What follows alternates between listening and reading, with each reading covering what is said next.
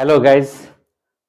आप मैट्रिक के स्टूडेंट हैं, 10th क्लास का एग्ज़ाम देने वाले हैं या 10th क्लास में पढ़ते हैं, और इंग्लिश मीडियम से हो चाहे हिंदी मीडियम से हो। कहने का सेंस है कि आप बोर्ड का एग्ज़ाम दे रहे हो या 10th का एग्ज़ाम दे रहे हो, आप कैसे तैयारी करेंगे कि ज़्यादा से ज़्यादा अंक आपको मिलेगा। तो आप पढ़ाई कर रहे हैं तो स्वाभाविक है कि आप सारे सिलेबस को आप देख चुके होंगे कि कौन कौन सा सिलेबस मुझे किस सब्जेक्ट में पढ़ना है। तो सबसे पहले कि जब आप तैयारी कर रहे हैं तो एक एक टॉपिक्स पर आप फोकस करेंगे, उसके कॉन्सेप्ट को क्लियर करेंगे और अपने माइंड में बैठाएंगे, याद करेंगे। कैसे याद करेंगे इसका वीडियो मैं पहले भी डाल चुका हूं। उस वीडियो से आप देख लेंगे कि कैसे इसकी तैयारी करें, जिससे कि आपका मेमोरी पावर स्ट्रांग हो जाए और आप सारे बातों को अपने दिमाग के अंदर रख सकें। मैट्रिक एग्जाम में स्टूडेंट के लिए बहुत महत्वपूर्ण होता है मैट्रिक का, और ये 10+2 इंटर का, ये दोनों एग्जाम स्टूडेंट के लिए अपने जीवन काल में बहुत महत्वपूर्ण है। ज्यादा से ज्यादा नंबर लाने पड़ेंगे क्योंकि ये बेस है। और कैसे तैयारी करें? तैयारी ऐसे करें कि आपको 90+% मार्क मिले, ऐसे तैयारी करें। तो आप जानते हैं कि जब मैट्रिक का एग्जाम होता है तो दो प्रकार के क्वेश्चंस आते हैं, यानी कि दो प्रकार के एग्जाम देना होता है। फर्स्ट होता है थ्योरी पेपर और दूसरा है प्रैक्टिकल पेपर। प्रैक्टिकल पेपर में भी एक वाइवा होता है, जो प्रैक्टिकल देने के बाद आपके जो इंटरनल और एक्सटर्नल आते हैं वो आपका वाइवा लेते हैं और मार्क्स देते हैं। लेकिन मेन है आपका थ्योरी। थ्योरी में भी आपका सब्जेक्ट वाइज अलग अलग रणनीति होनी चाहिए। जैसे मैथ है तो आप खूब प्रैक्टिस करें। मैथ प्रैक्टिस करने का ही चीज है। आप बार बार प्रत्येक चैप्टर को बनाते रहें, उसके जो फॉर्मूला हैं उसे आप याद रखें। जब आप बार बार प्रैक्टिस करते हैं, प्रॉब्लम को सोल्व करते हैं, तो आपको पूरा फॉर्मूला याद हो जाता है। अगर याद नहीं भी होता है तो आप उसे एक नोट बुक में अलग से लिख के रखेंगे, उसे बार बार आप देखेंगे। या कुछ टिप्स भी होता है, जैसे मैं बताता हूं कि जब मैं मेट्रिकुलेशन में था, जब मैं पढ़ाई कर रहा था, तो मुझे उसके पहले यानी कि 9th क्लास में cos थीटा इक्वल टू क्या होता है, tan थीटा इक्वल टू क्या होता है, बार बार मैं भूल जा रहा था। तो मैंने एक सेंटेंस बनाया कि कैसे इसको याद रखें।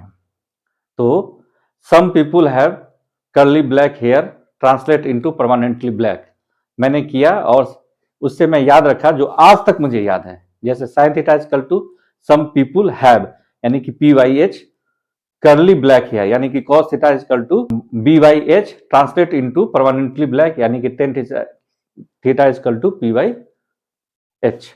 इस तरह से अगर आप कुछ न कुछ ट्रिक्स बनाते हैं तो आप इस तरह से भी तैयारी करके अपने दिमाग में बैठा सकते हैं, जो आपको हमेशा के लिए याद रहेगा। तो मैथ में आप बार बार बनाएंगे, उसमें भी आपका थ्योरम रहता है, थ्योरम को भी आप बना लेंगे, थ्योरम को बार बार रिवाइज कर लेंगे तो आपका मैथमेटिक्स का क्लियर हो जाएगा। उसके बाद आता है साइंस। साइंस में भी आपका फिजिक्स होता है, केमिस्ट्री होता है, बायोलॉजी होता है। हमेशा याद रखिए कि जो डिफिनीशन होता है तो डिफिनीशन को बिल्कुल याद कर लेना है, इसलिए कि डिफिनीशन में जितने भी वर्ड्स होते हैं उसके हर एक वर्ड का अलग अलग मीनिंग्स होता है। अगर उसमें कोई भी वर्ड अगर छूट जाता है तो उसका मीनिंग्स बदल जाता है। इसलिए डिफिनीशन को वर्ड बाय वर्ड एकदम बिल्कुल याद कर लेना है। कॉन्सेप्ट क्लियर होना चाहिए, सारे कॉन्सेप्ट क्लियर हो तो ये बेहतर आपका तैयारी होगी। नेक्स्ट वन है SST यानी हिस्ट्री हो, उसके बाद इकोनॉमिक्स हो, जियोग्राफी हो। इस टाइप में आप बिल्कुल कॉन्सेप्ट क्लियर कर लें।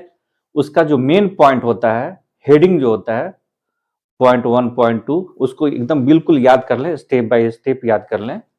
और उसको उसका कॉन्सेप्ट जब क्लियर रहेगा उसका ब्रीफ आप अपने ओन वर्ड्स में आप उसका एक्सप्लेन कर सकते हैं, लिख सकते हैं। उसके बाद आपका लैंग्वेज आता है। लैंग्वेज हिंदी है, इंग्लिश है, वही लेटर लिखना, वही स्टोरी रहता है या फिर कुछ ग्रामर रहता है, जो आप याद कर लेंगे, बहुत बहुत ज़्यादा उसमें कठिनाई नहीं होती है। अब आते हैं कि कैसे उसको रिवाइज करते रहें कि आपके दिलो दिमाग में बिल्कुल बैठा हुआ रहे, और जब एग्जाम देने के लिए जाएंगे तो एग्जाम से 1-2 दिन पहले या 1 दिन पहले जब आपको समय मिलता है, तो उस समय जो नोटबुक में आपने इंपॉर्टेंट पॉइंट्स लिखा है, डिफिनीशन लिखा है, उसको आप रिवाइज कर लेंगे। क्योंकि आपका कॉन्सेप्ट क्लियर है, आपको कहीं कठिनाई होगी तो हो सकता है कि जो डिफिनीशन याद किया है तो उसको आप मेमोरी में डाल लेंगे। ये आपकी तैयारी हो गई। जब आप एग्जामिनेशन हॉल में जाते हैं एग्जाम देने के लिए, तो आप जानते हैं कि क्वेश्चंस कैसे होते हैं। फर्स्ट क्वेश्चंस होता है ऑब्जेक्टिव या मल्टीपल चॉइस। आज के डेट में जो 1 नंबर के होते हैं या कुछ 2 नंबर के भी रहते हैं। सेकेंड वन हो जाता है शॉर्ट क्वेश्चन, जिसका आंसर 3-4 या 5 लाइन में आप लिखते हैं। और थर्ड वन जो होता है वह होता है लॉन्ग क्वेश्चंस, जिसका आंसर आपको 1-2 पेज में यानी कि 250-300 वर्ड्स में लिखना रहता है। सबसे पहले है कि आप जो ऑब्जेक्टिव है उसे कर लें, शॉर्ट क्वेश्चंस कर लें। जब सिलेक्शन करते हैं लॉन्ग क्वेश्चन को करने के लिए, तो आप हमेशा ध्यान रखें वैसे क्वेश्चन को सिलेक्ट करें जिस क्वेश्चंस में ग्राफ है, डायग्राम हो, डेटा हो। इस टाइप के क्वेश्चन को अगर आप सेलेक्ट करते हैं, अब विथ डेटा, डायग्राम्स और ये ग्राफ के माध्यम से आप आंसर देते हैं, तो ये मार्क्स फेचिंग क्वेश्चंस रहता है, आपके मार्क्स ज्यादा से ज्यादा मिलेंगे। जो आंसर आप दे रहे हैं वो एग्जाम्पल के साथ दें तो और बेहतर से बेहतर आंसर होगा। ये तो आपका हो गया कि आप तैयारी कैसे करेंगे, उसे लिखेंगे कैसे। साथ ही साथ आपको इसके अलावा भी और कुछ तैयारी करनी है, जिसके बारे में मैं बताता हूं। है कि जब आपका एग्जाम नजदीक हो तो आप रिस्क ना लें, स्वास्थ्य को ठीक रखें, खेलने के लिए भी समय कम निकालें। खेलें भी तो ऐसा खेल नहीं खेलें जिसमें चोट लगने की रिस्क हो, बीमार नहीं पड़े। क्योंकि अक्सर ऐसा देखा जाता है कि लास्ट आवर में जब एग्जाम के समय में आप बीमार पड़ जाते हैं या चोट लग जाती है, तो आपका एग्जाम ठीक नहीं जाएगा, आप पढ़ाई में हैम्पर कर जाएंगे, हो सकता है एग्जाम भी नहीं दे पाए, और मेंटली जो है सो आप लूजर हो जाएंगे। आपको लगेगा कि मैं बीमार हूं, कैसे एग्जाम दूं, मेरा पेपर अच्छा नहीं जाएगा। हमेशा याद रखें कि आप सारा चीज कर सकते हैं, बस है मैनेजमेंट आपको टाइम का करने का। हर एक एग्जाम से पहले जो 1 महीने का वक्त होता है या 15 दिन या 10 दिन का जो वक्त होता है, हर 1 मिनट का वैल्यू समझे, आप उसे गंवाए नहीं, और बार बार रिवीजन करते रहें, प्लानिंग करके उसको रिवाइज करते रहें, पढ़ते रहें। इसमें पेरेंट्स का भी साथ होना, यानी कि पेरेंट्स की मदद भी लेना आपके लिए बहुत जरूरी है।